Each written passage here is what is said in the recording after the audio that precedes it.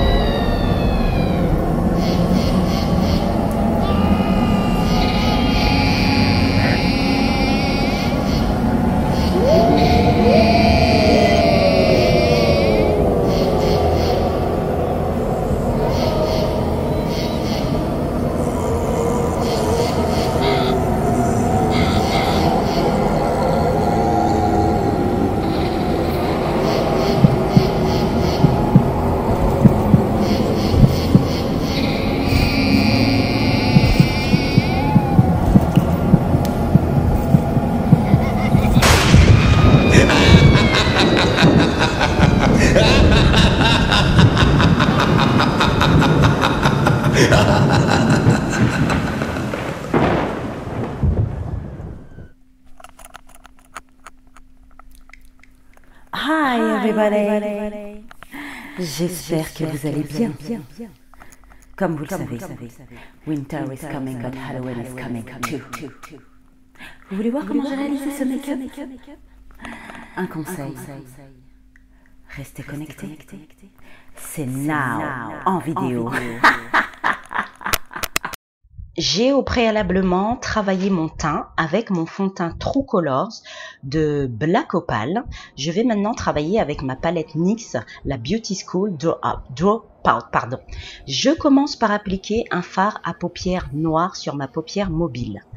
Je mets plusieurs couches car je trouvais qu'il n'était pas assez noir et comme je voulais quelque chose de bien sombre au niveau de ma paupière mobile, donc du coup j'applique plusieurs couches. Si comme moi vous avez la paupière tombante, n'hésitez pas à déborder légèrement sur la paupière fixe de manière à ce qu'on voit bien la couleur puisque quand on a la paupière tombante, lorsqu'on lève les yeux, on ne voit pas trop la couleur appliquée sur la paupière fixe.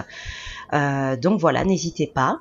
Maintenant, j'applique ma couleur violette. Alors, il n'y a pas le nom des couleurs sur la palette, donc je ne pourrai pas vous les mettre en barre d'infos. Mais bon, voilà, je travaille la paupière fixe en appliquant le fard à paupières violet que j'applique vulgairement dans un premier temps. Bien évidemment, on est d'accord que je vais la travailler par la suite et faire disparaître les démarcations. Donc n'hésitez pas à mettre plusieurs couches pour une couleur beaucoup plus intense. Et là, je prends un pinceau fluffy, donc de la marque L, et j'estompe toutes les démarcations. Alors le noir déborde un peu sur le violet, mais c'est pas grave, c'est volontaire, parce que même si je voulais du violet, je ne voulais pas non plus qu'il soit trop violet par rapport à la couleur que je vais appliquer sur mon arcade sourcilière. Donc ça donne un petit côté violet sombre que je trouve très joli. Donc c'est volontaire, c'est pas grave, c'est Halloween, mais on reste hot flick. Voilà. Ensuite, j'applique un fard à paupières qui est, on va dire, blanc irisé. Je voulais quelque chose d'un peu brillant pour mon arcade sourcilière, pour que ça aille avec la suite de mon maquillage. Donc voilà, donc pareil, je l'applique, j'estompe avec mon pinceau fluffy. Je n'estompe pas trop car je veux garder ce côté brillant. Et voilà, je fais la même chose sur l'autre œil. Ensuite, on mélange toutes les couleurs pour que ce soit harmonieux et qu'il n'y ait aucune démarcation entre le blanc, le violet et le noir. Une fois que vous avez travaillé votre arcade sourcilière, alors moi je vais travailler le bas de l'œil. J'aurais pu travailler tout le contour, tout le tour de mon œil puisque c'est la même couleur, mais vu que j'ai de grandes paupières, je préfère moi commencer par mes paupières. Pour moi c'est plus facile et de finir par le bas de l'œil, mais vous pouvez faire travailler directement le contour si vous appliquez la même couleur. Donc j'applique mon fard à paupières noir en dessous mon œil, pas trop, pour pas que ça fasse trop cadavérique. Et là je vais prendre mon eyeliner de Maybelline, c'est le Master Precise. Et je vais travailler mon eyeliner. Je vais faire une wing pour justement que ce soit en harmonie avec la toile d'araignée que je vais faire par la suite. J'hésite pas à prolonger mon trait. Choisissez un fard à paupières qui est bien imbibé d'encre parce que je sais que parfois L'encre, enfin ça dépend aussi de la pointe de votre feutre. Moi j'ai choisi un fard à paupières feutre volontairement et celui-là est tip top parce que ça doit faire au moins 2 mois que je l'utilise et il n'est toujours pas sec. La pointe est bien imbibée d'encre. En plus, choisissez-la pas trop fine si vous voulez bien remplir vos traits. C'est beaucoup plus rapide qu'un fard à paupières avec une pointe très très fine. Donc là, pareil que mon autre œil, je fais ma wing, moins prononcée que sur l'autre œil, puisque c'est pas de ce côté-là que je vais dessiner ma toile d'araignée. Je remplis mes traits, bien évidemment, et je travaille également le côté interne de l'œil. Je ne veux pas un maquillage à la Cléopâtra, mais je voulais accentuer la forme de mon œil, et je trouve que ça donne un léger côté un peu maléfique.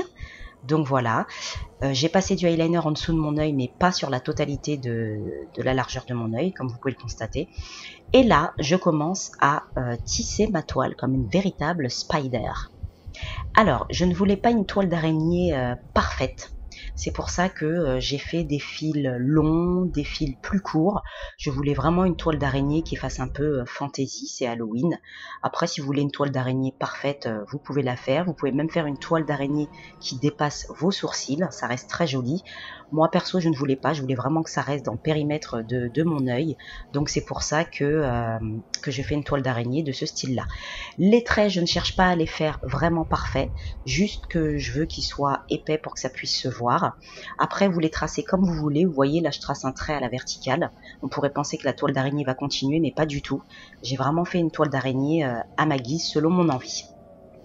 Ensuite, je vais placer des strass que j'ai achetés chez Claire's. Je ne sais plus combien je les ai achetés. Là, les strass, donc rien de stratégique. Juste le strass du côté extérieur de mon œil. Celui-là, fallait qu'il soit là à tout prix. Mais les autres strass, vous les placez vraiment où vous voulez. Si vous voulez les placer à chaque croisement de la toile d'araignée, vous pouvez. Moi, c'était vraiment quelques strass, puisque le but n'était pas non plus d'avoir une toile d'araignée complètement pailleté, strass, etc. Je vais utiliser mon mascara volume Million Seal de L'Oréal. Je l'aime beaucoup puisque la brosse est faite de manière à bien coiffer les cils. Je les coiffe principalement à l'extérieur et pas à l'intérieur car je ne voulais pas mettre de mascara sur ma paupière mobile, donc là où j'ai appliqué mon fard à paupières noir. Donc c'est pour cela que je travaille le mascara principalement à l'extérieur. J'en mets un peu en dessous mes cils, en bas de mon œil. Je ne sais pas pourquoi j'ai fait ça, parce qu'en vérité ils sont inexistants, mais si vous avez de longs cils, n'hésitez pas, ça va faire très très joli. Je vais maintenant travailler ma bouche, et pour cela, je vais prendre un pinceau spécial lèvres que j'ai acheté chez Réserve Naturelle, et je vais prendre un crayon gras, un col gras de chez Yves Rocher. Je commence par travailler le contour de ma bouche, donc vulgairement, hein. Ensuite on va rentrer dans les détails, donc je l'applique pour justement démarquer le contour de ma bouche. Je vais ensuite insister sur les extrémités de ma bouche car je veux avoir des endroits sombres, justement faire un contraste. Donc j'estompe avec mon doigt. On travaille également au pinceau, car si comme moi vous avez tendance à avoir les lèvres sèches, il faut bien travailler les stries afin que ceci ne soit pas visible. Et je vais maintenant appliquer mon rouge à lèvres de Make Up For Ever. Je ne sais plus la couleur puisque je l'utilise tellement que l'étiquette s'est enlevée, donc je serai incapable à l'heure qu'il est de vous dire quelle couleur c'est exactement. Mais voilà, je l'applique sur mes lèvres et je vais accentuer beaucoup plus le noir pour avoir ce contraste, hein, un rouge à lèvres un peu violet noir qui reste dans les tons du maquillage de mes yeux. Maintenant, pour que ce soit en parfaite harmonie avec mes strass sur mon œil, je vais ajouter mon gloss de chez Yves Rocher, c'est le Fall 2, je vous l'ai présenté dans ma vidéo précédente. Et voilà, vous appliquez juste quelques points.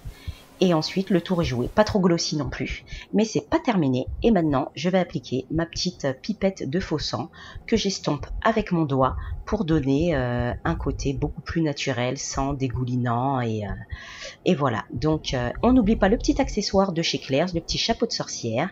Et j'ai envie de dire, vous êtes maintenant on flic pour Halloween. À bientôt. Ciao!